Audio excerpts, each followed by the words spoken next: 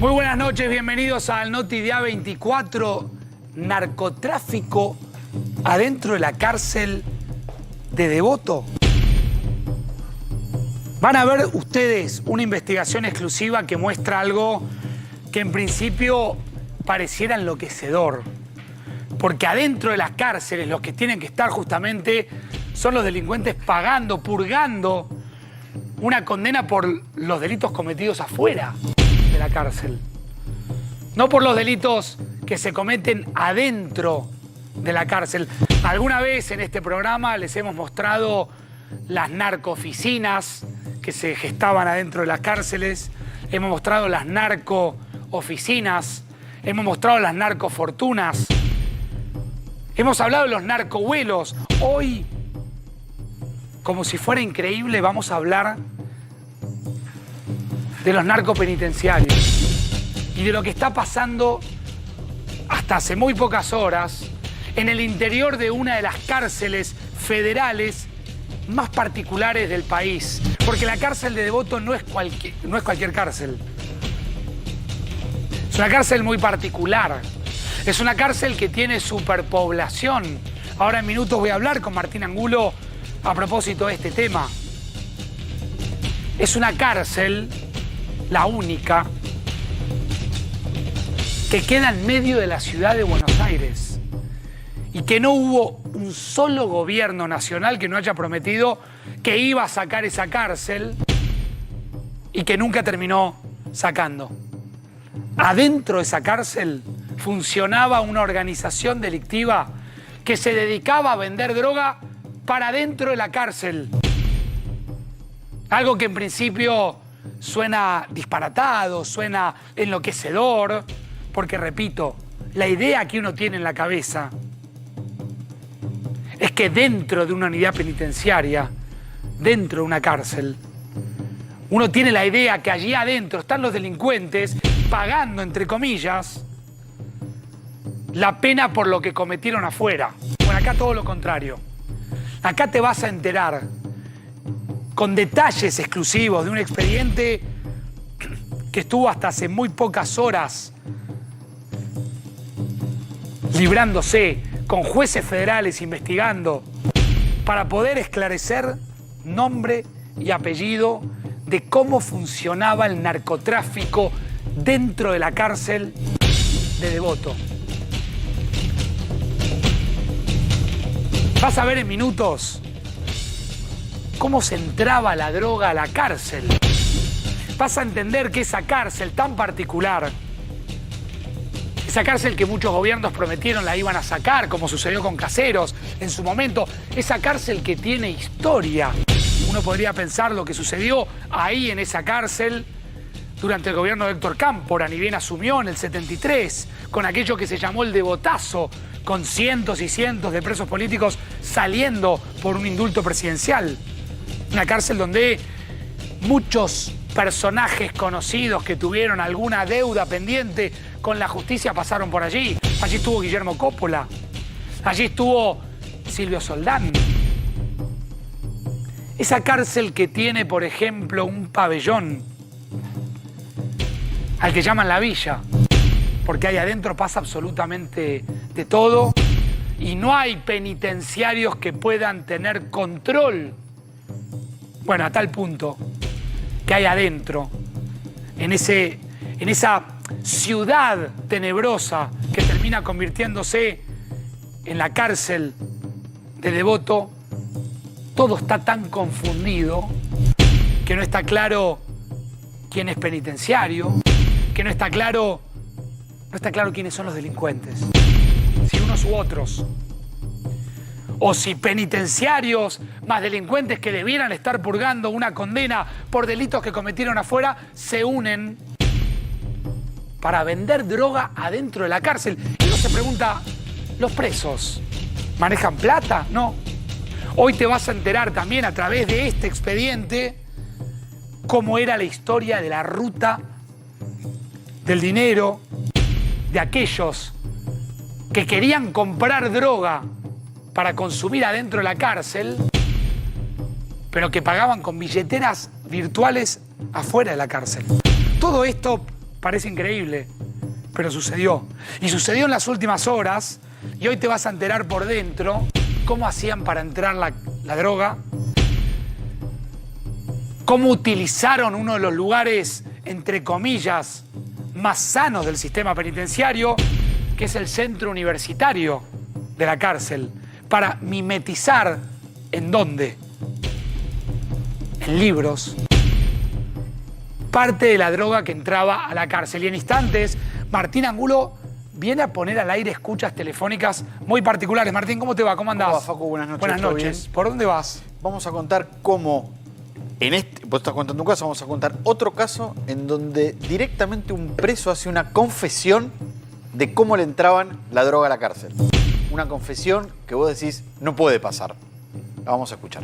Bueno, lo veíamos cuando hacíamos una saga de programas y de investigaciones donde nos acompañaste, donde te mostramos las narcooficinas, que eran algunas celdas donde los capos narcos operan desde adentro de la cárcel. Pero claro, el pensamiento, o por lo menos lo que brotaba de los expedientes, era que los capos narcos, por ejemplo de Los Monos o Alvarado, lo que hacían era operaciones desde adentro de la cárcel con situaciones que sucedían afuera. Esto es distinto.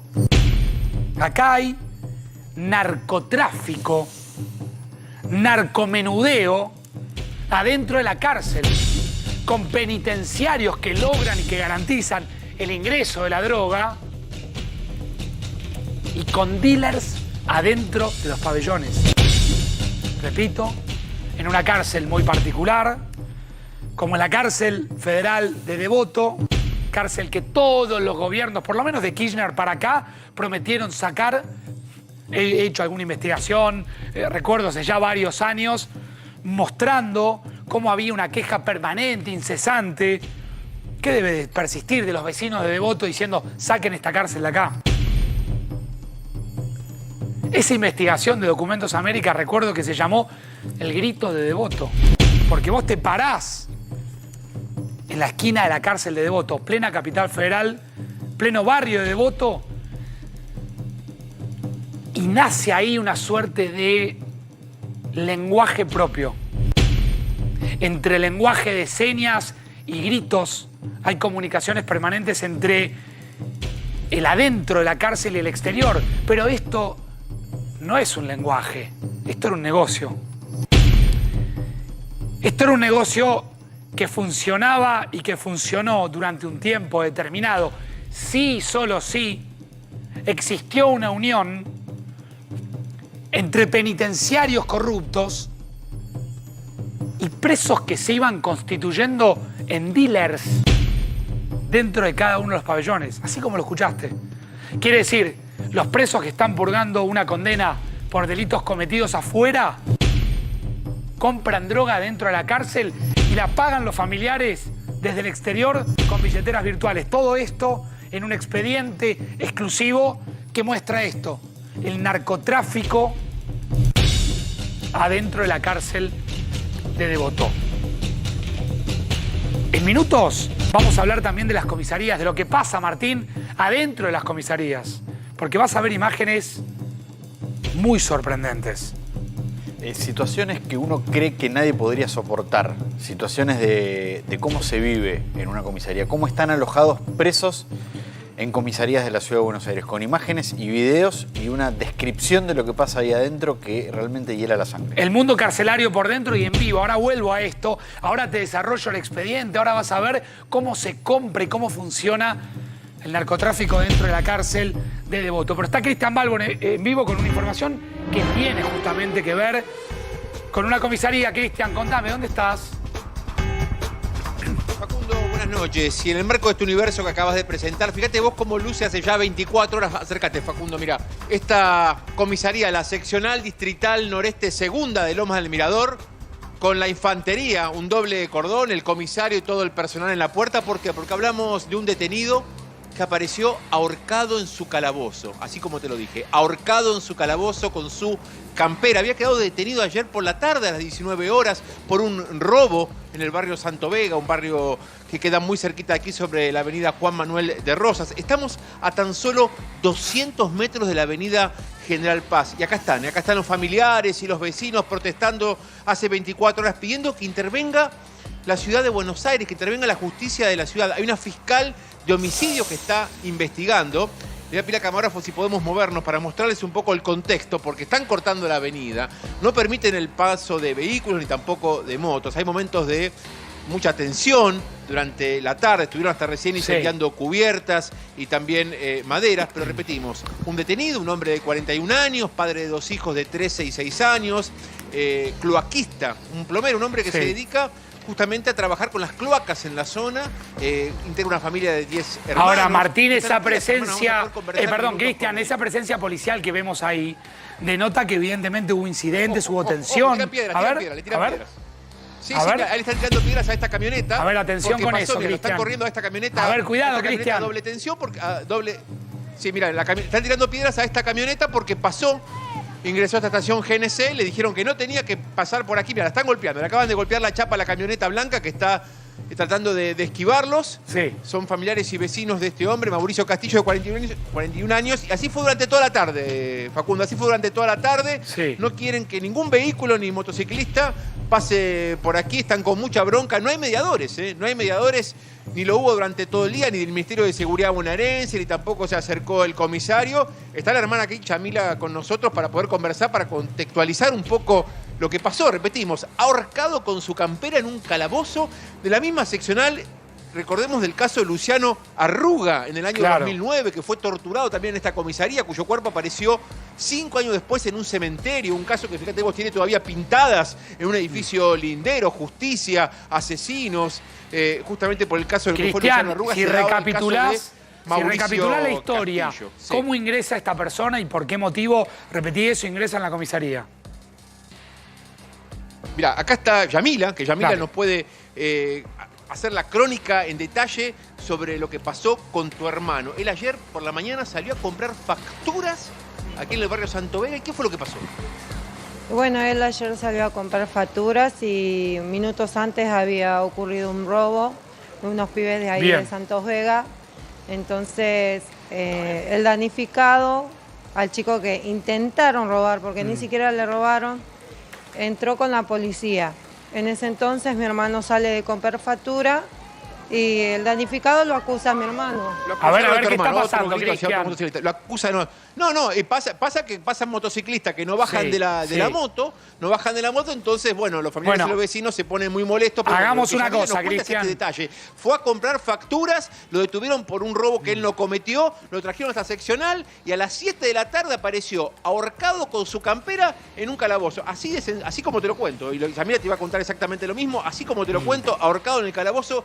Interviene también una fiscalía especializada en violencia institucional. Están investigando en estos momentos también a partir de este episodio, aunque las fuentes policiales me dicen, mira, este hombre se ahorcó, Cristian, este hombre se ahorcó en el calabozo, es la información que podemos darte, pero ¿qué pasa? Interviene en violencia institucional, hay un nuevo fiscal que está interviniendo la causa. ¿Y qué pide la familia? Lo que está pidiendo la familia es que ahora intervenga una primera autopsia que se realizó en el ámbito de la provincia de Buenos Aires. Mira lo que están haciendo ahora, están trayendo telas para seguir durante toda la noche, fíjate vos, telas que van a incendiar, ahora aquí sobre la avenida Juan Manuel de Rosas, y lo que están pidiendo es que intervenga una fiscal, pero del ámbito de la ciudad de Buenos Aires, que estamos a 200 metros del otro lado de la General Paz. Quédate, Cristian. Y los vecinos, quédate en vivo. Con mucha bronca y la comisaría sitiada, ¿no? Quédate en vivo, porque vamos a hablar de comisaría. No me voy a ir de la imagen en vivo, me quedo con Cristian. Vamos y venimos permanentemente, porque sobre todo la tensión no termina allí. Por eso ha tenido que intervenir la policía. Y por eso Cristian está permanentemente mirando qué es lo que pueda llegar a pasar con vehículos que sorteen, ¿sí?, el fuego que fueron poniendo los familiares. Ahorcado en el calabozo de una comisaría. De esto se trata hoy un poco el programa. En minutos Martín va a hablar de la situación adentro de las comisarías en la capital federal. Porque esa situación es la que termina dándole funcionalidad a esto que veíamos recién. ¿Sí? Al narcotráfico dentro de una cárcel como es la cárcel de Devoto. Aunque parezca increíble. Vamos a empezar a recorrer lentamente los detalles de un expediente que se inicia con un testigo de identidad reservada, que se inicia con una primera causa del año 2021 en el pabellón 5, en el módulo 2 de la cárcel justamente de Devoto y un testigo de identidad reservada que le apunta a la División 50. Ahora te vas a enterar bien qué es la División 50, porque una división que está prácticamente desarticulada, pero hay un testigo de identidad reservada que se anima, que declara ante la justicia, ojo, dice, están vendiendo falopa dentro de la cárcel. Y tienen que mirar el funcionamiento de la División 50.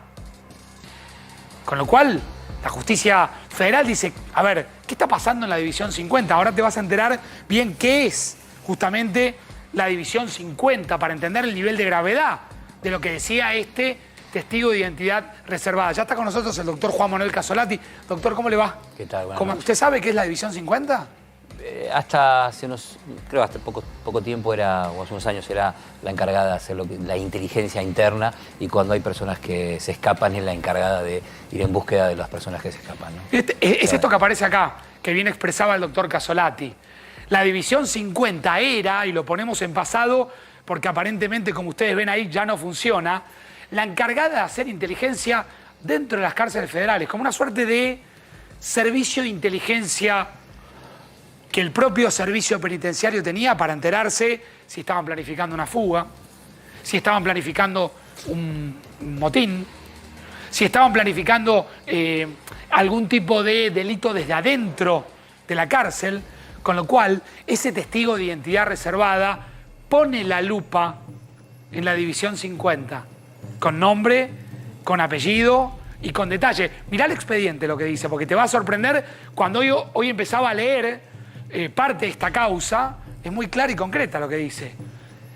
Se tomó conocimiento por el testimonio de una persona cuya identidad fue reservada, que en el pabellón 5 de la unidad residencial 2 del Complejo Penitenciario Federal de la Ciudad Autónoma de Buenos Aires, Devoto, se comercializarían sustancias estupefacientes que serían ingresadas al centro carcelario por personal de la unidad 50 del Servicio Penitenciario Federal, y que en su interior serían repartidas a personas allí alojadas por medio de los oficiales de requisa. Es un párrafo que muestra aquello del mundo al revés. Es un párrafo que uno lo lee. Yo sé que el doctor Casolati está acostumbrado a lidiar con cuestiones vinculadas a la cárcel, que Martín ha recorrido muchos expedientes, pero vos lees este párrafo y decís, está todo al revés. Un testigo de identidad reservada cuenta que hay funcionarios penitenciarios que forman parte del área que tiene que investigar lo que pasa dentro de la cárcel, que entran falopa dentro de la cárcel y la reparten entre los presos que están alojados allí por medio de los oficiales que tienen que hacer la requisa. El mundo del revés. El mundo del revés. El área que tiene que hacer inteligencia sabe que se vende falopa. Los oficiales que tienen que hacer la requisa son los que permiten que un penitenciario de la División 50 entre la droga. Y ya te vas a enterar de qué manera entra la droga. Y ya te vas a enterar cómo se utiliza ya no la División 50, el área de inteligencia, sino otro de los lugares claves y sensibles, repito, de esa cárcel tan particular que fue, que es y que por ahora será el penal de Devoto.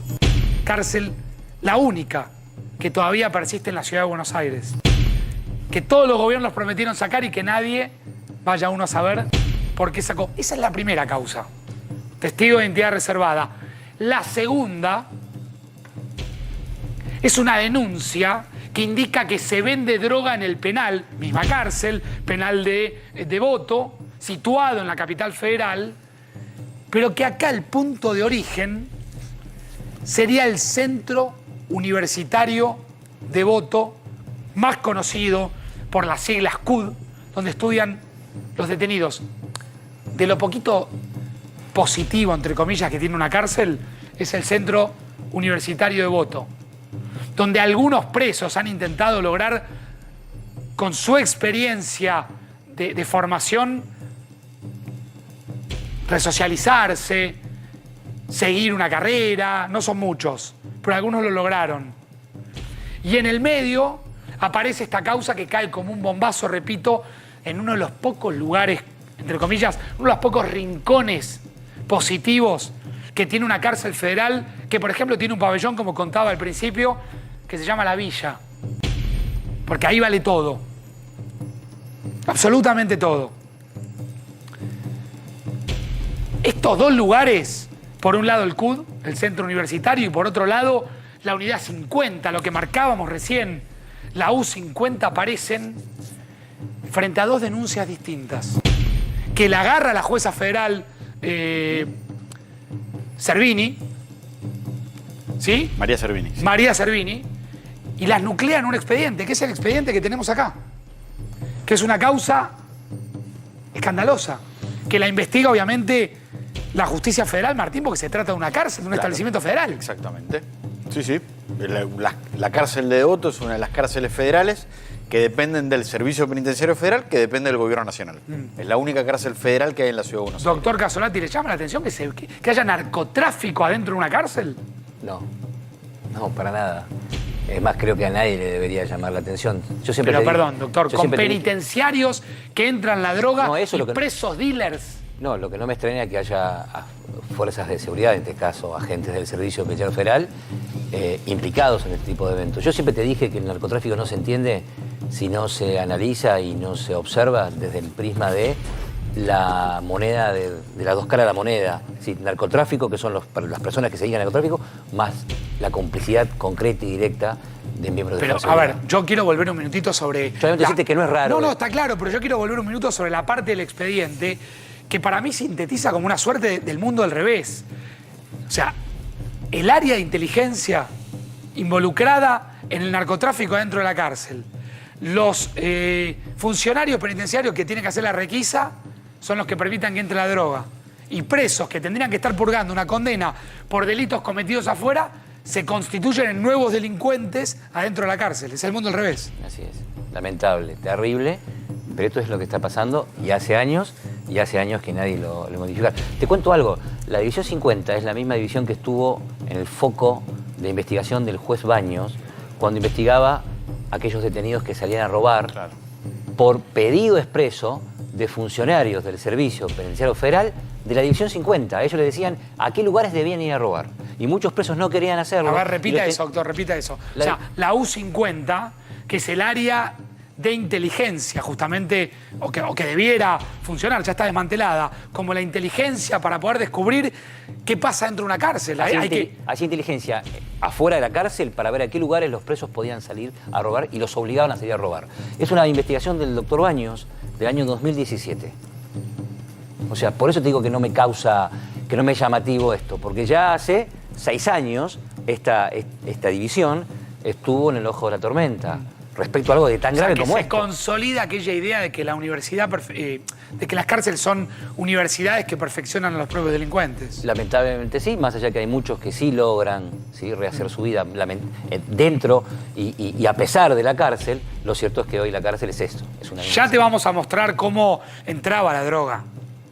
Yo insisto, yo entiendo que el doctor Casolati no se sorprenda. Sé que tiene una larga experiencia en la materia. Yo elijo sorprenderme. Posiblemente vos, que estás del otro lado, mirándonos hasta ahora, cerquita ya de las 8 de la noche, en el comienzo de esta semana, yo elijo sorprenderme. Porque uno, más allá de cierta ingenuidad que pueda tener, se supone que dentro de la cárcel los delincuentes tienen que estar purgando una condena por delitos, insisto, cometidos afuera. Dato del expediente, Centro Universitario de Devoto, el CUD. Aparece en la causa como un lugar, el Centro Universitario de Devoto, aparece en la causa como un lugar de recepción, de fraccionamiento y de distribución de la droga. Es decir, ¿están escuchando lo que cuento?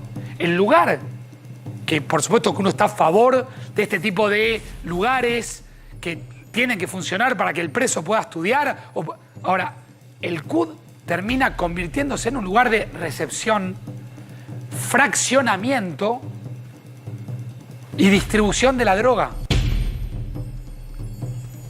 Ahora vas a ver cómo en el expediente se reconoce que hay un funcionario penitenciario que ingresaba la droga y determinaba quién era el dealer de cada pabellón. Vendían droga dentro de la cárcel, droga que pagaban los familiares en el exterior. Y te hablé de un centro universitario. Y por supuesto que nadie está en contra de que pueda haber espacios mucho más luminosos que la oscuridad que la propia cárcel tiene. Por supuesto que está claro que están allí adentro porque cometieron delitos afuera. Ahora, lo que no se puede naturalizar es que sigan cometiendo delitos ahí. Nos habíamos enterado y hemos puesto al aire en más de una oportunidad investigaciones que mostraban cómo funcionaban o funcionan bandas que se dedican a hacer secuestros extorsivos, pero vender droga dentro de la cárcel. Mencionamos al CUD, al Centro Universitario de Devoto. ¿Qué hay en un centro universitario? ¿Qué se imaginan que puede haber? ¿Cómo se supone que un preso o alguien estudia o emprende una formación académica con libros? Bueno, justamente el nivel de creatividad delictiva llega a tal punto que lo que agarraban eran los libros, que a simple vista, si uno los miraba y no los revisaba mucho, parecía ser un libro que sirviera para dictar algún tipo de materia dentro de la cárcel. Sin embargo, si uno abría el libro, se encontraba con esto, mirá. Con un libro que estaba calado en el interior, al que le habían sacado gran parte del interior del libro, convirtiendo ese libro en una suerte de caja hueca para justamente pasar celulares, pasar droga, pasar datos. Mirá el libro, ¿sí? Revista sobre enseñanza del derecho. La portada, a simple vista, uno no podía llamarle la atención a absolutamente nada. Sin embargo, abrías el libro, y esto fue parte de los allanamientos encargados por la jueza Servini, determina esta causa, cómo entraba la droga, cómo entraban justamente la droga a la cárcel de Devoto. Ahora, siempre que tenemos un expediente, ya estás acostumbrado a nuestro noticiero, te contamos absolutamente todo. Del fenómeno general a los datos más puntuales. Ya viste el mecanismo que utilizaban para entrar la droga. Ya te contamos el modus operandi, penitenciarios vinculados con presos. Ahora, esta es la pregunta que intentó responderse la jueza federal Servini, por la cual ordenó una serie de allanamientos y una serie de detenciones. ¿Quién era el penitenciario, el narcopenitenciario que entraba la droga a la cárcel? Y todo está en el expediente. Nombre y apellido. Costó al principio porque es un apellido medio particular. De hecho, el testigo de identidad reservada lo mencionaba de una manera y tardaron en llegar. Tampoco es un apellido muy común, pero el testigo de identidad reservada, fíjate lo que dice en el expediente, mencionó que uno de los penitenciarios implicados sería Leonardo Otachú. Así lo mencionaba el testigo de identidad reservada. Leonardo Otachú, conocido como Leo, quien se desempeñaría en la División de Comunicaciones e Inteligencia del Servicio Penitenciario y utilizaría el abonado telefónico número con un servicio de mensajería encriptado. Mirá el nivel de preparación con la que se movían dentro de la cárcel. Un funcionario del servicio o de la División de Inteligencia de la propia cárcel, con un teléfono, con un servicio de mensajería encriptado. Fíjate esto, sobre esta persona afirmó el testigo que concurriría al CUD, Centro Universitario de Devoto, los lunes y los jueves, pese a que su guardia no lo requería, que solía encontrarse, no aclaró con quién ni para qué, en una estación de servicio Shell, cercana a Tecnópolis, o en el shopping Devoto, que se emplazaba cerca del complejo penitenciario y que no se le registraría al entrar o al salir de la cárcel, que tenía un tatuaje en su antebrazo, que manejaría una moto tipo scooter, que solía entrar y salir con una mochila negra. No es una serie de presos de plataforma esta. Esto es lo que funcionaba hasta hace pocas horas en la única cárcel que tiene la capital federal, la histórica y célebre cárcel de Devoto. Un penitenciario de apodo Leo, con un apodo Otachú, así lo dice el testigo, que obviamente funcionaba con una estructura externa, que iba a ir a buscar la droga o a Tecnópolis o al shopping de Devoto, cercano a la cárcel, llegaba con una motito a la cárcel y nadie lo revisaba en la puerta. Y como el hombre era muy estudioso, iba días contrarios a su propia guardia, al centro universitario. ¿Qué hacía? Llevaba la droga para que en el centro universitario la fraccionen. Y ahora vas a ver el segundo elemento, que es cómo la distribuían adentro de la cárcel. ¿Quién es ese tal Leo Otachú? Bueno, bastaba con ir a los legajos internos. Cada penitenciario tiene un legajo interno, ¿no? Sí, claro. Sí, sí. Nombre, apellido, historia. Sí, todos sus datos celulares celulares que tiene, con quién está casado, toda la información. ¿Se establece algún grado de investigación respecto a un penitenciario antes de que ingresen a trabajar en el servicio penitenciario? No, ninguno. Es más, no hay ningún tipo de reglamentación respecto a estas cuestiones, sino que en realidad Digo, no debiera ser... últimamente están ingresando al servicio penitenciario tanto federal como la provincia. Pero doctor, no debiera ser un lugar sensible, sí, claro, atento a que rápidamente van a ser o van a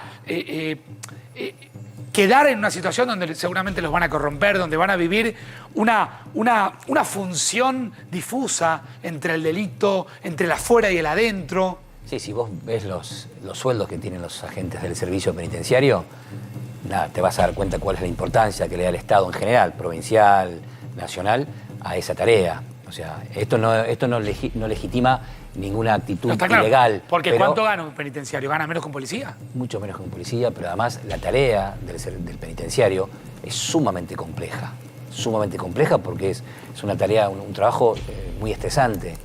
Y si vos ves cuánto gana... Sí, me pregunto, quizás una pregunta muy general, pero en el servicio penitenciario federal, ¿cuántos penitenciarios hay? Digo, tan difícil es formar un cuerpo de élite de 2.000, 3.000 personas, que puedan obviamente ganar como corresponde, hacer carrera, tener un laburo digno y obviamente no contribuir a eso que finalmente terminamos concluyendo, que las cárceles terminan siendo universidades del delito. Por supuesto, uno generaliza y seguramente cae o se acerca a alguna situación injusta porque debe haber mucha gente honesta y transparente, sí, claro, ¿no? Sin duda, hay muchos funcionarios penitenciarios transparentes. Igual la mayoría de los que están en los lugares de mayor toma de decisiones no lo son. Pero ¿sabes qué pasa? Es simplista la respuesta, pero es así. A nadie les importa. Quienes dirigen las políticas penitenciarias, poco les importa lo que vos estás diciendo, ¿sí? Muy mal está. Y de ahí parte, tal vez, el problema. No les importa, no hay políticas públicas en materia de formación de penitenciarios, no hay buenos sueldos, y entonces la cárcel termina siendo un sálvese en quien pueda. Un sálvese quien pueda, como explicaba el doctor. Narcotráfico adentro de la cárcel de Seiza. Penitenciarios que convertían a los propios presos en dealers. Presos, repito, que tenían que estar purgando una condena por delitos cometidos afuera, reinciden en el delito adentro de la cárcel. Los funcionarios de la requisa son los que favorecían el ingreso. El centro universitario, que tiene que hacer un esfuerzo para resocializar presos, prendido en la joda.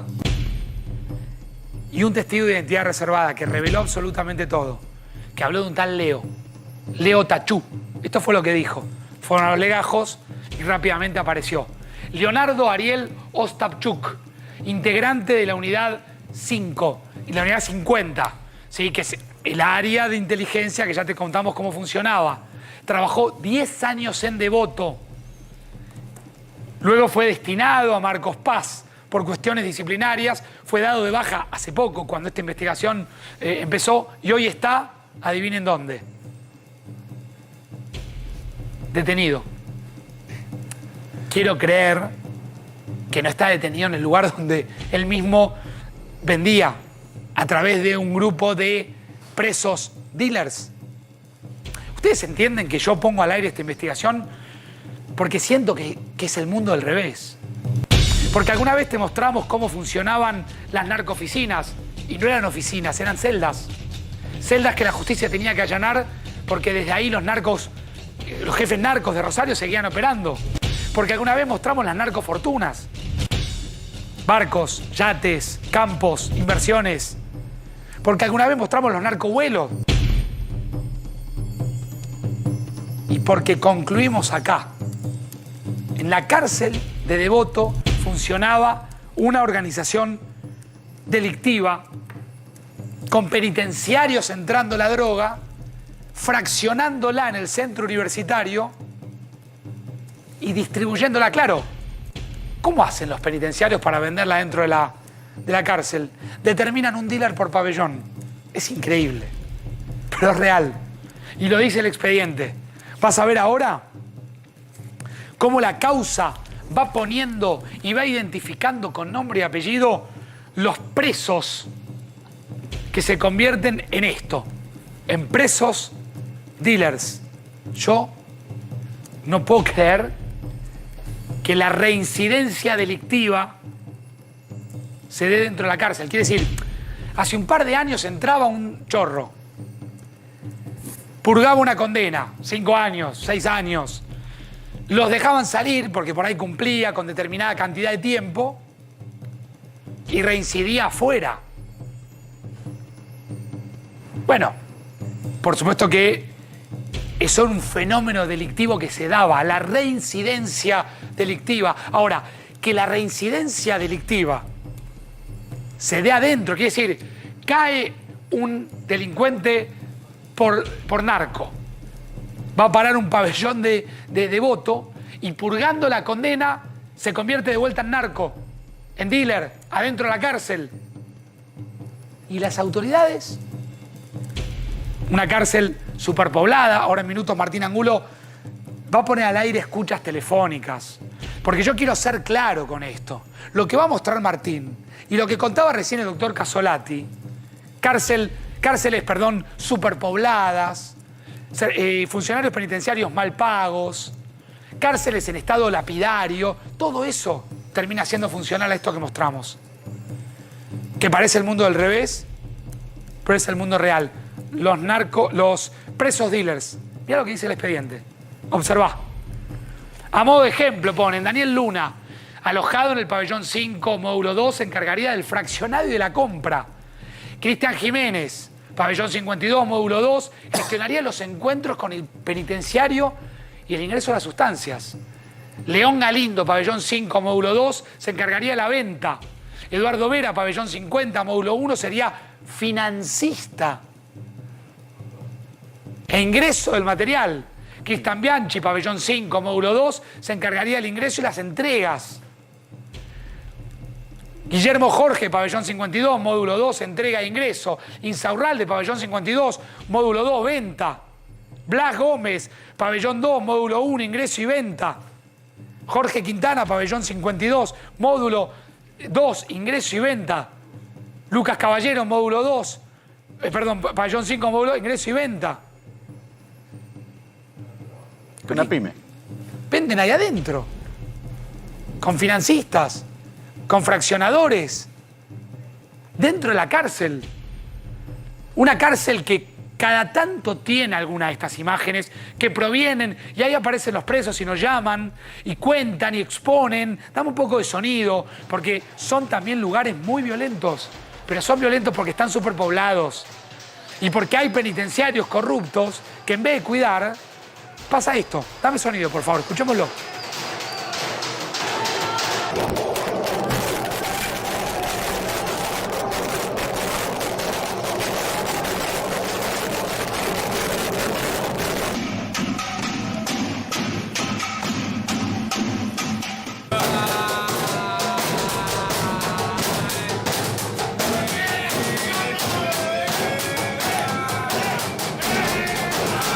Esto es mucho más común dentro de la cárcel de Devoto de lo que pensamos.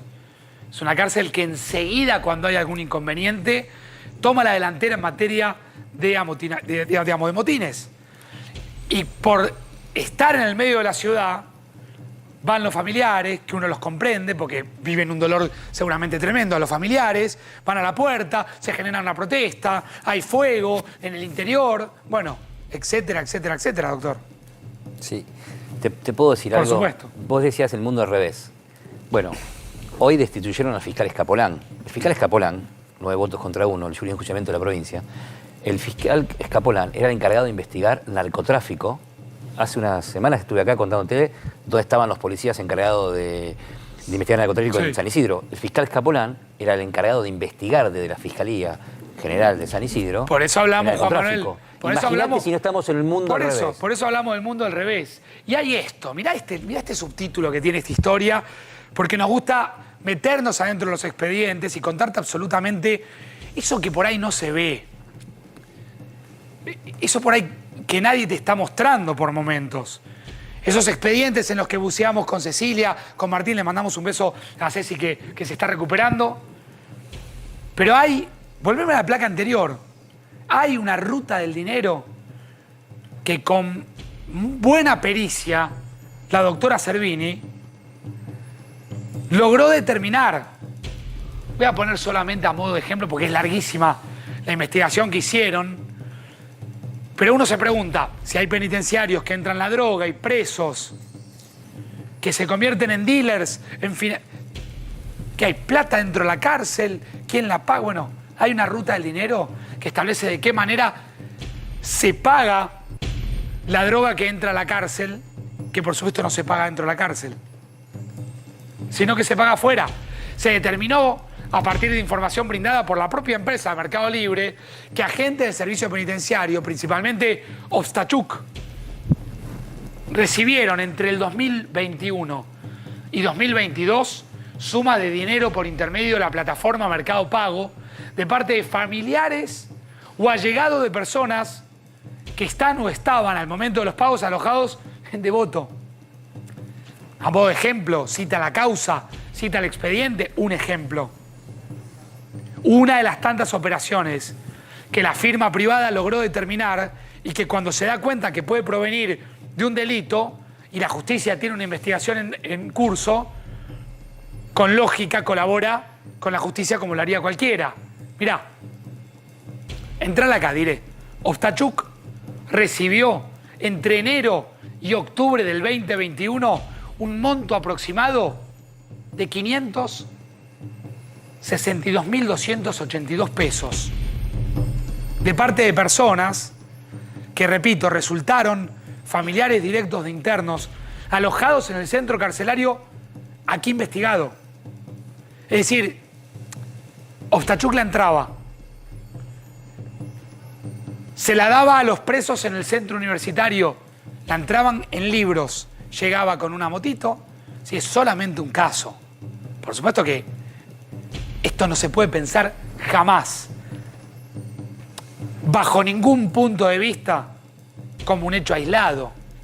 Digo, caerle a Ostachuk sería injusto, porque claramente forma parte de un entramado como el que cuenta el doctor Casolati. A plata de hoy, si uno calcula, porque estamos claros, enero u octubre, si le metemos inflación, vieron que ahora tenemos que meterle, como corresponde, inflación a todo.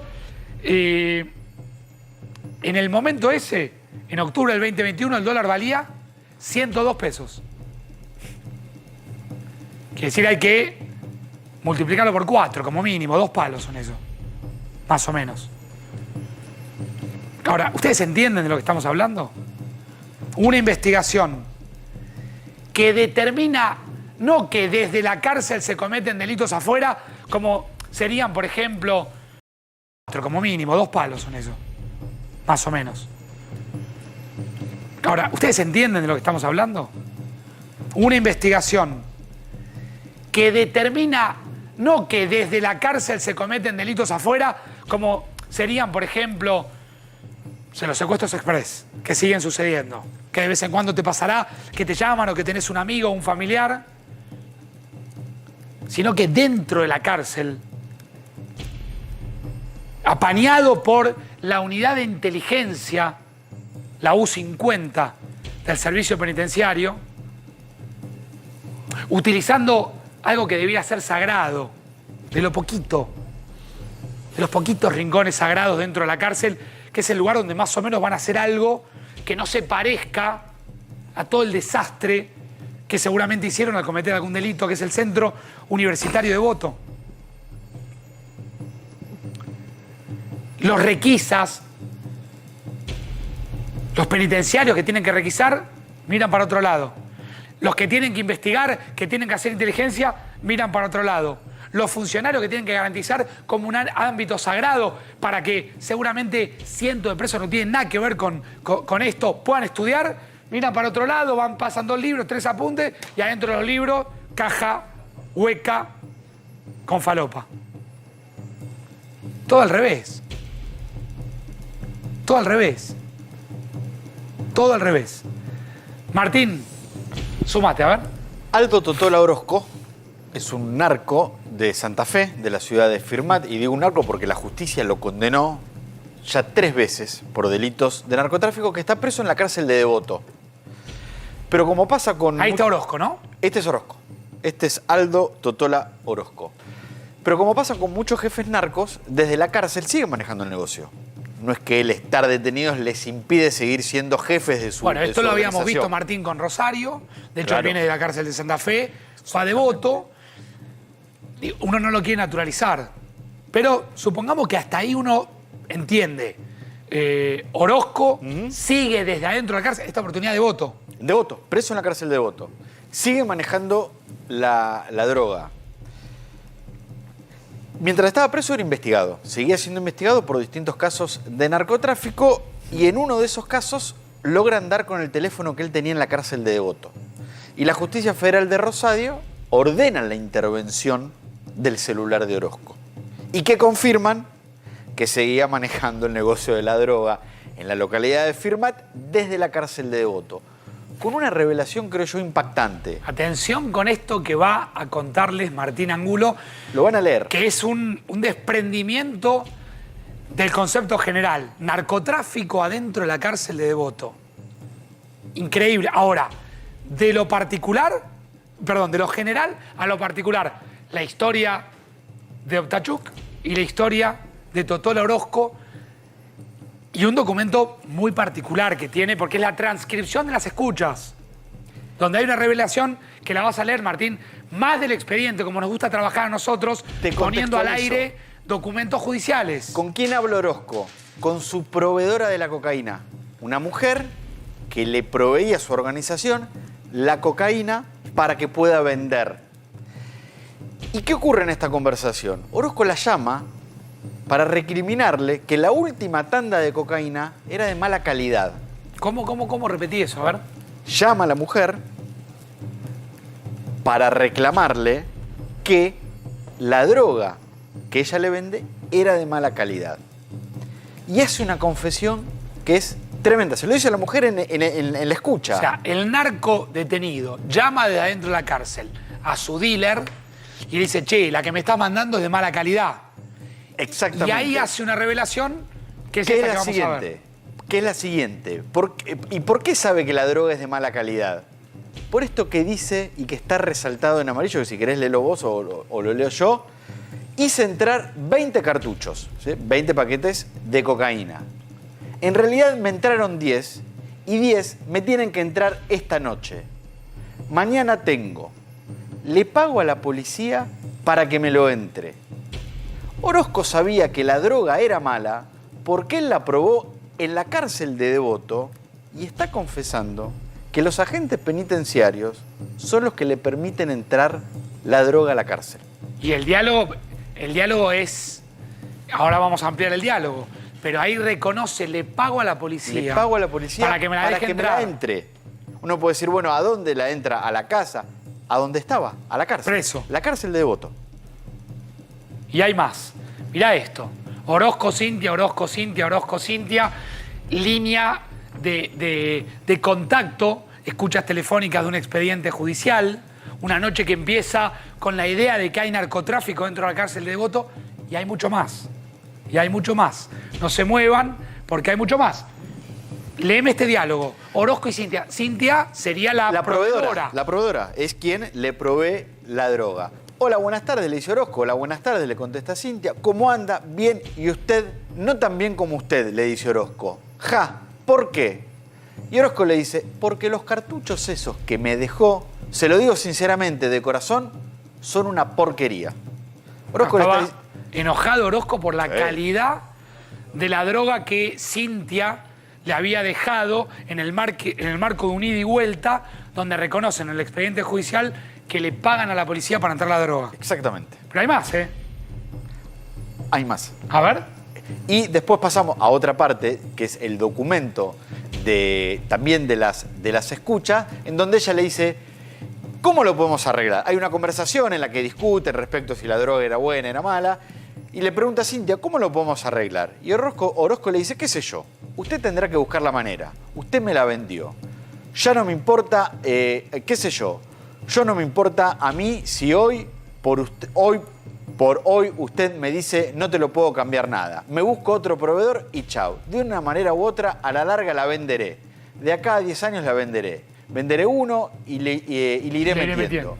Pero yo hoy estoy renegado. Encima que estoy en cana, estoy renegado. Claro, es como un reclamo de atención al cliente, exactamente, al proveedor, en este caso, claro. Enojado. Lo que sí Orozco guarda la forma, la trata de usted, a la proveedora permanentemente. Se tratan de usted permanentemente, sí. Pero, te repito, es un preso reclamándole a la dealer que le entra la droga a la cárcel de Devoto, diciéndole, reconociendo, entre otras cosas, que le pagan a la policía, pero que está enojado porque la droga es de mala calidad. Y hay un documento más, prepárate, ¿eh? Prepárate, hay un documento más. ¿Qué es esto, Martín?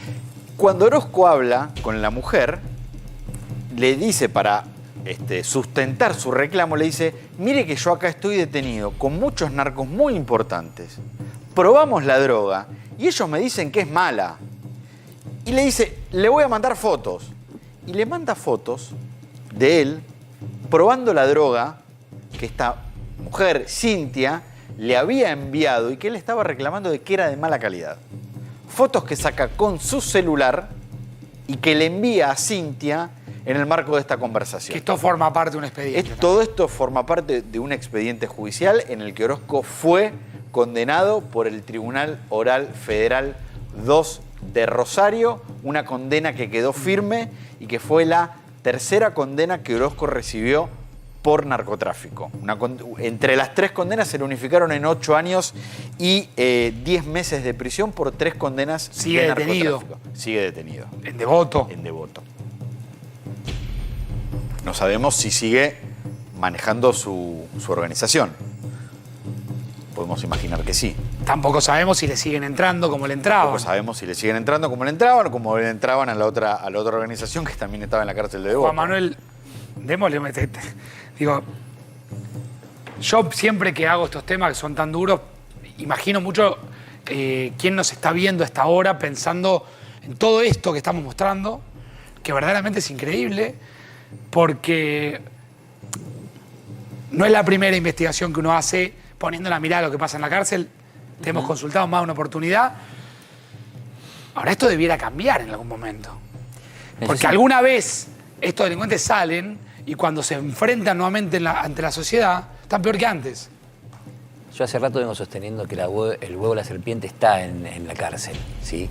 Lo que pasa es que, bueno, muchas veces hay tantos hechos de inseguridad tan dolorosos, con tantas víctimas, que se hace difícil explicar esto, contextualizarlo debidamente. Imagínate, he ido a algunos programas donde hay víctimas y se me hace muy difícil contar qué es lo que pasa en la cárcel. Sí, ponerle un contexto. Claro, ¿no? pero el huevo de la serpiente está ahí en la cárcel, ¿sí? Y entonces uno cuando empieza a analizar esto... Pero perdón, Juan, si está ahí el huevo de la serpiente, ¿qué cantidad de detenidos hay en la Argentina? La provincia, creo que un poco menos. Sí, un poco menos de de 100.000. La última estadística eran 90.000, un poquito más de 90.000 en difícil. todo el país. Digo, no es tan difícil, por eso no hay voluntad, evidentemente, de cambiarlo, porque sí, claro, con matices todos vamos a terminar coincidiendo que ahí está el huevo de la serpiente, que las cárceles son universidades delictivas y que en algún momento los presos no pasan toda la vida en la cárcel, salen. Digo, ese tiempo sin miradas ilusorias. Debiera ser un tiempo, digo, de reflexión para poder volver a la sociedad de otra manera. Obvio. Ahora, Juan, ¿cuánto hay de negocio en todo esto? No, todo. En realidad... Todo es negocio. ¿Cuánto hay de qué de negocio? De negocio. La cárcel Es un negocio. Es un negocio en lo general. Pero cuando yo te digo esto, que es el vuelo a la serpiente, a lo que me refiero es, lo que no hay que perder la mirada, es que esto se traduce después en más violencia, en más muerte. Exactamente. Claro, total. Y entonces parecemos una sociedad loca. ¿Viste? Einstein decía que el loco era aquel que, haciendo siempre lo mismo, busca resultados distintos. Claro. Y entonces nunca nos decidimos a tomar este tema y a solucionarlo. Cuando no es tan difícil, son 90.000 personas. Sí. Mirá que tan complejo es trabajar No pareciera. sobre la franja de 90. Pero me quedo con lo que Martín preguntaba, con el concepto de negocio. Claro. En minutos, situación de las comisarías en la capital federal. Monitoreo que Martín va a poner al aire para abordar absolutamente todo, como hacemos acá, para mostrar todo. Cárceles federales, lo que pasa en la provincia, lo que pasa en la capital federal, lo que pasa en una provincia como Santa Fe, en minutos. ¿Sí? Javier Mozo, Javi, ¿cómo te va? Buenas noches, ¿dónde estás? Hola Facu, ¿qué tal? Buenas noches. Estamos aquí en Lomas del Mirador, en el partido de La Matanza, sobre la avenida Juan Manuel de Rosas, o Ruta 3, como prefieran. Estamos al 300 de Juan Manuel de Rosas y Quintana. Ahí donde está en este momento apuntando la cámara, se ve la comisaría 2 segunda de Lomas del Mirador, con un control policial, con gente de la infantería con escudos, custodiando la comisaría, efectivos ahí en la puerta. Mucho movimiento policial, demasiado para lo que se ve de los familiares que están manifestándose por la muerte de Mauricio Yashi Castillo, este papá de 41 años que ayer fue detenido acá muy cerca, en el barrio Santos Vegas, porque supuestamente había intentado robarle a una persona, pero después esa persona se desdijo y cuando se quiso, vino a dar esa novedad a la comisaría, la policía le dijo a los familiares que lo iban a dejar en libertad a Mauricio y a las postres se termina, para lo que dicen la información oficial, se termina suicidando en una celda de esta comisaría. Sigue el corte aquí, siguen quemando y pidiendo que se esclarezca todo el caso porque los familiares de Yashi no están de acuerdo con lo que dicen las autoridades policiales. Javi, la policía sigue apostada allí, con lo cual está el riesgo permanente de que se viva un hecho de tensión, ¿no? Que es lo que pasó en horas de la tarde. Claro, la tensión que pasó en horas de la tarde fue a la vuelta en el destacamento que está sobre la avenida San Martín. Observen aquí la gente de la infantería, gente de policía bonaerense, en este caso haciendo una especie de control, una especie de vallado con sus escudos para que, impidiendo que se puedan acercar los familiares de Yashi. Y de este otro lado están los familiares, gente amiga, gente que se viene a manifestar, gente que quiere que se esclarezca de una vez por todas esto, que no coinciden con el resultado de la autopsia. Dice que el resultado de la autopsia no es el real. De hecho, hay dos fiscalías que están interviniendo en este caso puntual, una que tiene que ver con violencia institucional y el otra por investigando a ver si hubo un homicidio que es por parte de la fiscal Licalzi. Como se puede ver, el tránsito tiene que doblar unos 100 metros antes, doblar hacia la izquierda o hacia la derecha, porque se ven gomas quemadas y demás. A los motos que quieren pasar por acá les piden por favor que se bajen de la moto, que colaboren, que es un pedido por parte de los familiares que quieren que se esclarezca este caso en particular. No hay ningún caso en contra de los automovilistas y de los motociclistas que pasan por la ruta. Recién pasaba una ambulancia, pasó por acá, ahora seguramente esta ambulancia va a tener que doblar a la derecha y retomar a unos 200 metros, pero por el momento está tranquila la situación Javi, acá, Facu. Nos llamás frente a cualquier novedad, nos quedamos hasta las 9 sí, por en supuesto. vivo, que sea todo, por supuesto, en calma. Ya volvemos allí Sí, a Lomas del Mirador con Javier Mozo. 20:33, Martín, monitoreo de comisarías donde también hay detenidos en plena capital federal. Sí, exactamente. A principios de marzo, el Sistema Interinstitucional de Control Judicial de Cárceles, que es un organismo que nuclea jueces, fiscales, defensores oficiales y distintos integrantes de organismos de derechos humanos, monitorearon 3 comisarías de la Ciudad de Buenos Aires. Las tomaron de las muchas que hay, monitorearon 3. Una comisaría de Constitución, una en Flores y una Alcaidía. Y se encontraron... Estas son imágenes de las comisarías de acá. Estas capital. son imágenes de las comisarías de acá, del informe. Esto lo sacamos directamente del informe.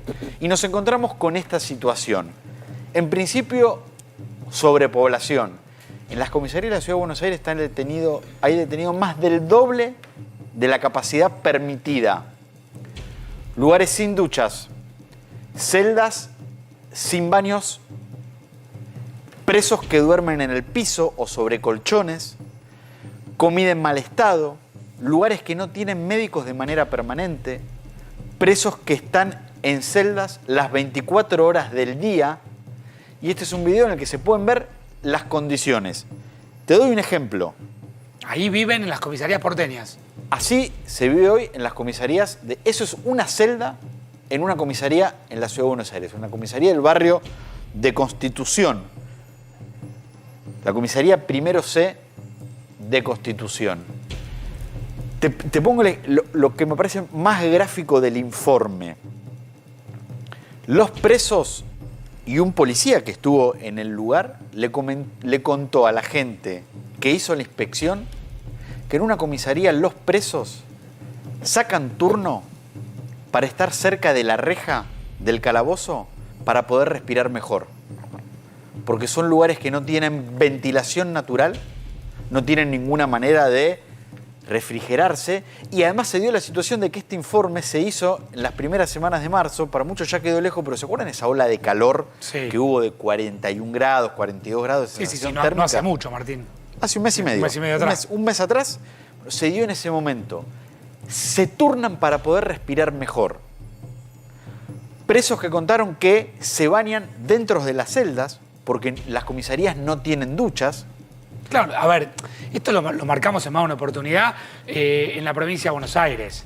Es recurrente y no son lugares para alojar detenidos. Son lugares de transferencia. Son lugares que pueden estar como mucho 48, 72 horas. En estos lugares se constata... Ahora, evidentemente la superpoblación de las distintas cárceles genera y acumula presos en comisarías que no pueden ser derivados. ¿Así, Juan Manuel? Así es. Pero esto es un sistema nuevo, ¿no? Vos sabés que tiene muy pocos años de funcionamiento. Claro. Esto. En poco tiempo, ¿sí?, la falta de interés por la política, ¿sí?, en este caso, Ciudad Autónoma de Buenos Aires, no lo digo de un lugar político, me refiero a esto, ¿sí?, generó que se deteriorara un sistema que tiene no más de 4 o 5 años de vida. ¿Cuál es el problema? ¿Qué es lo que alega el gobierno de la Ciudad de Buenos Aires? Que además es un problema que está planteado y es real. Cuando comenzó la pandemia, el Servicio Penitenciario Federal, que es donde deberían estar estas personas, dijo: yo no recibo más presos. Por la situación de pandemia no quiero que se generen eventuales contagios, no recibo más presos. Con buen criterio. Con buen criterio. Y voy recibiendo a medida que tengo cupos. ¿Qué le pasó al Servicio Penitenciario Federal? Porque de acá derivan al Servicio Penitenciario Federal. Exactamente. Son lugares... Que está colapsado. Ahora en la sobrepoblación en el Servicio Penitenciario Federal es muy poca. Pero ¿por qué ocurre esto? No reciben presos. Y se encontraron con que no tienen una sobrepoblación el Servicio alta. Penitenciario... A ver, ¿cuánto hay, Martín, acá de la grieta? Porque el Servicio Penitenciario Federal nacional. Depende del Ministerio de Justicia. Es del Gobierno Nacional, claro. Y la Ciudad de Buenos Aires, de Horacio Rodríguez Larreta. Entonces, el Gobierno de la Ciudad dice: estos presos que tengo yo, hay casos de presos en comisaría hace más de un año. El Servicio Penitenciario tendría que habilitar el cupo para empezar a derivar. Pero no lo habilita. No lo habilita. De hecho, el Gobierno de la Ciudad presentó una denuncia penal por esta situación. Tiene lógica. ¿Sabés qué me decía una persona que hizo las inspecciones? Los dos tienen razón. Ahora, ¿sabés quién se perjudica siempre? El detenido. Claro. Una de las cosas que preguntaba, decía: ¿cómo se puede vivir así? Me dice: mira, no se puede vivir así. No, pero aparte, es lo que planteaba el doctor Casolati. Cuando salen, se enfrentan a una sociedad mucho más violenta. Pero espérame ahí. Dale. Yo voy a ir después con este dato, voy a volver un minutito con el dato de cantidad de presos, cantidad de lugares. Cierro con el doctor y con Martín. Y ya viene Gustavo Marangoni. Brevísima pausa porque tengo que cumplir. Y venimos. No se vayan.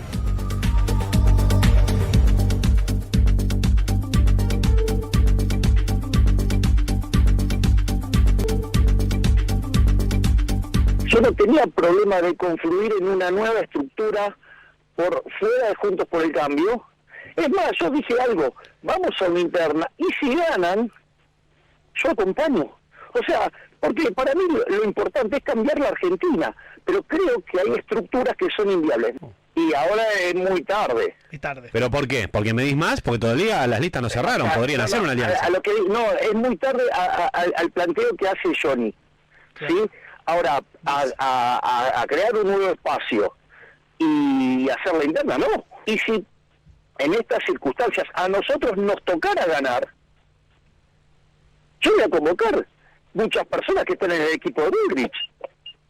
Sí, muchos de ellos son amigos míos encima. Además, ¿cómo no voy a convocar a personas que yo considero valiosas? Y encima hay un afecto manifiesto a muchas de esas personas que están en ese espacio. Bueno, 20:47, así lo recibimos a Gustavo Marangoni. Gustavo, ¿cómo te va? Hola Facundo, buenas noches. Con esta propuesta de Milei y este título, Juntos somos dinamita. Así es. A ver. Recordemos la semana pasada, el expresidente Macri en un encuentro empresario dijo, yo creo que hay que dinamitar todo. Después dijo, no, semi-dinamitar todo. Era una sutil diferencia con Javier Milei, que plantea que hay que dinamitar el Banco Central, la casta, buena parte del Estado, etc. Es decir, que las diferencias son sutiles. Pero es más, no es el primer guiño cruzado que se hacen Macri, Patricia Bullrich, Milei entre sí. Y yo creo que esto que acabamos de ver y que acabamos de escuchar es una movida muy astuta por parte de Javier Milei. Porque si finalmente recibe, digámoslo en términos futbolísticos, esos pases que te la dejan servida frente al arco, vos lo que haces es empujarla.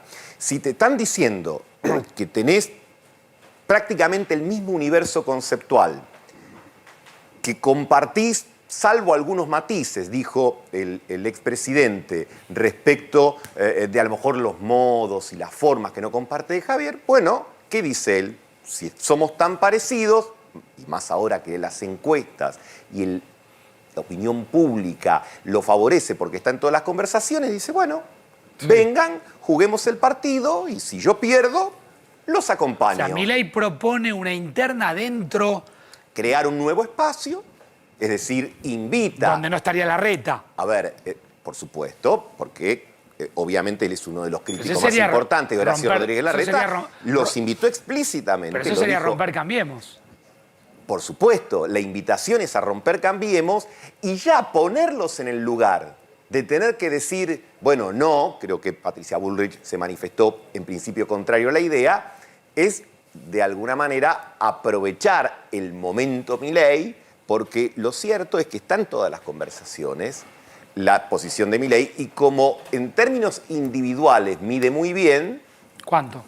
Bueno, de acuerdo a algunas encuestas, 22, tiene desde 17 a 23 hay, digamos, para tomar distintas encuestas, ¿Y ese es un techo, piso y techo.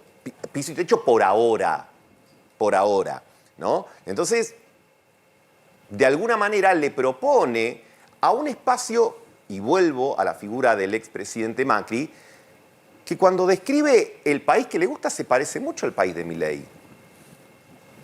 Entonces Milei recoge esa oportunidad y dice, bueno, si pensamos tan parecido, y de hecho lo defendió al expresidente en el día de hoy, criticando a Elisa Carrió y las observaciones que Carrió hacía sobre el expresidente. Lo defiende... O sea, pues decir que detrás del Juntos somos dinamita, que es simplemente un título, arriba está Mauricio Macri. Me parece que Mauricio Macri hace mucho que viene manifestando, y lo ha escrito en sus dos libros, Primer Tiempo y ¿Para qué?, que probablemente si él tuviese que hacer una autocrítica de su gestión, es que fue más lento de lo que debía ir y que concilió demasiado con sectores en los que él dice, gobernadores, sindicatos, determinados referentes de la política, lo único que hicieron fue ralentizar, es decir, hacer más de lento, hacer de un ritmo más despacio las reformas que él cree indispensables para hacer. De hecho, viene manifestando en las últimas semanas que es partidario de privatizaciones o cierres de determinadas empresas públicas, etcétera. Tiene, por supuesto, legítimamente el punto de vista que quiera desarrollar, pero se parece mucho a lo de Milei. Entonces yo creo que con astucia, Milei dice, bueno, si nos parecemos tanto, hagamos un mismo equipo. Si todos hablamos de los mismos jugadores, si nos gustan los mismos colores, si nos gusta la misma cancha, y hacemos una cosa. ¿Por qué ponemos toda la camiseta y vamos para allá. ¿Por qué Patricia sale a decir que no? Bueno, porque de alguna manera la pone en un lugar subalterno. Está diciendo, vení, competimos, ganame, y si me ganás, yo te acompaño. Pero pensemos esto, lo está diciendo alguien que ingresó en la política hace 2 años, formalmente me refiero, compitió hace 2 años, muchos dicen no tiene estructura nacional, y alguien con esas características y con esos atributos, es como que nosotros armemos un equipo aquí con todos los muchachos que están y le digamos al PSG, vamos, vengan. Si ustedes me ganan, son campeones, si no, somos nosotros. Claro. ¿Por qué no se animaría el PSG a jugar contra nosotros? A lo mejor nos ven y saben que tenemos condiciones. Pero a lo mejor tienen miedo por algo. Entonces, me parece una movida realmente que marca... Creativa, como, digamos... Creo que señala 2 cosas. Uno, tiene la imagen de un Milei que siempre es enfático, eufórico, que muchas veces tiene conceptos muy fuertes, pero parece que también él, la gente que lo acompaña, lo asesora, calcula. Y me parece que está entrando en una etapa de sintonía fina. A ver, los resultados de ayer, yo veo que inclusive dentro de las filas del liberalismo, cuando vieron los resultados de las provincias, de Río Negro y de Neuquén, muchos dijeron, uy, los referentes de Milei no llegaron al 10%, sacaron 8 y sacaron 9. En Neuquén, ese 9% de Milei le permitió a Guarelnitec repetir. En el otro, no. Yo digo, pensemos esto, que alguien que todavía está armando su fuerza a nivel nacional, sin hacer demasiado esfuerzo y con gente que a lo mejor, no quiero decir se cuelga, se adhiere, se moviliza por Milei, saca en la primera elección 8 o 9 puntos donde la boleta no tiene el nombre de Javier Milei. Entonces, de alguna manera, tiene motivos para sentirse anabolizado y hacer este tipo de propuestas que me parece son una picardía digna de gente que tiene más trayectoria en la política. En el medio apareció María Eugenia Vidal. Sí. Proponiendo algo. Sí. También es algo creativo. Dijo, escuchémosla, que se bajen todos. A ver, escúchalo. Yo creo que el PRO tiene que bajar todas las candidaturas a todos los cargos y volver a empezar.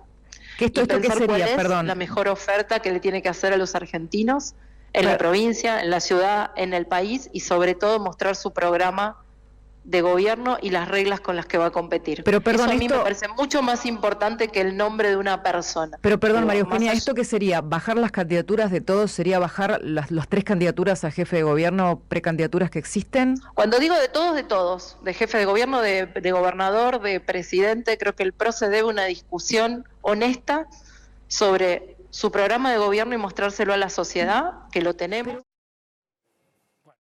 Bajar todo, que sería como volver a empezar, ¿no? No puedo... No sé quién cantaba volver Alejandro a empezar. Lerner era, ¿no? Volver a empezar. Claro, ahí está. Gracias. No puedo desligar esta declaración de la decisión que tomó Mauricio Macri el 26 de marzo, porque él renunció a presentarse. Lo que estaría proponiendo es una suerte de reseteo donde todos imiten lo que hace el expresidente. Y el propósito enunciado, es decir, privilegiar el programa y en todo caso después ver los nombres, yo no sé cuán práctico resulta, porque uno vota las 2 cosas juntas. Uno vota nombres y programas. Porque si no, cualquiera diseña el programa más estilizado, más prometedor, más técnico, más exquisito, y voy a decir, bueno, da lo mismo quien lo lleve adelante. Hay programas, porque uno escucha ideas. Bueno, vivimos en una época donde en general no hay ni demasiadas promesas ni demasiados programas. ¿Por qué? Porque lo importante gira mucho alrededor de la biografía individual de quienes disputan.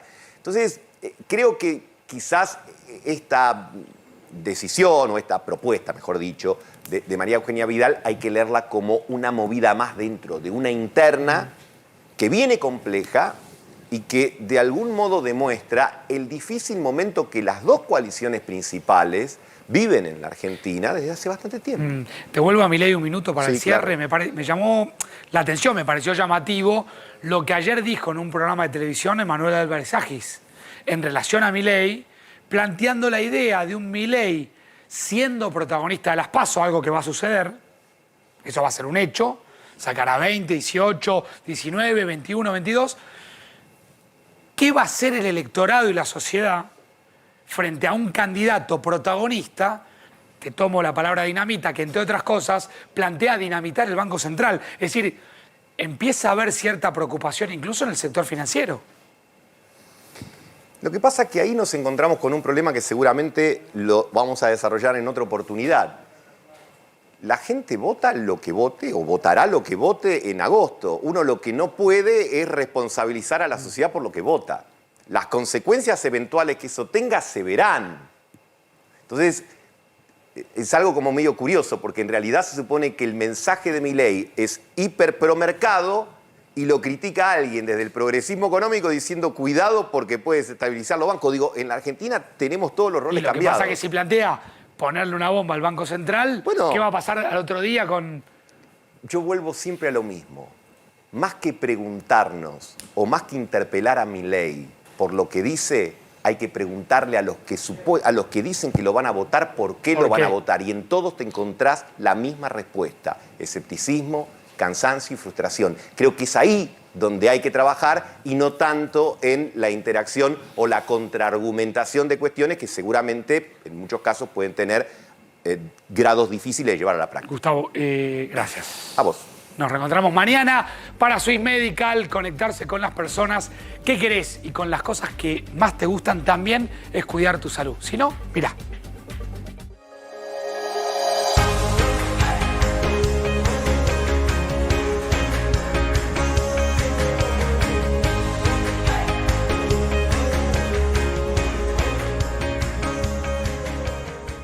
Minuto final con el dato que había prometido Martín. Sí. Capacidad y cantidad, ¿sí?, de detenidos en las comisarías. Ponemos en número las imágenes que veíamos del informe de la situación en las comisarías de la Ciudad de Buenos Aires. Hay capacidad para alojar a 543 personas.